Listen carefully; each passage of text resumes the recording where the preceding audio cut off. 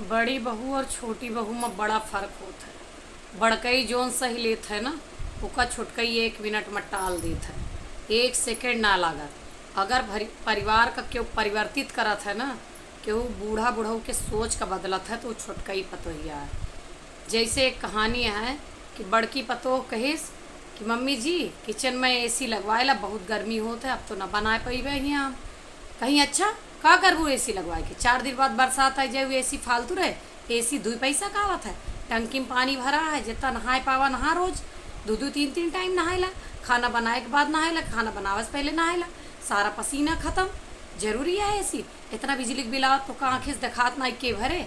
और छोटका ही आए सीधे कह दे, अगर किचन में एसी लागे तब तो हम खाना बनेबे, और ना लागे तो बिल्कुल ना बनेबे। कल हम अपने पापा को बुलाते ही जाते ही अपने घरे। तो का कहा थी सासू माँ, अरे बेटा समझा कर, लग जाएगा, अगले हफ्ते तक एडजस्ट कर। तो अगले हफ्ते तक मम्मी जी आप ही खाना बना ले। इस छोटी बहू का जवाब। बात सही हो तो कमेंट में बताइए। जोन बड़का बेटवा बड़की पतोह सही ले तो का छोटका ना ऐसा।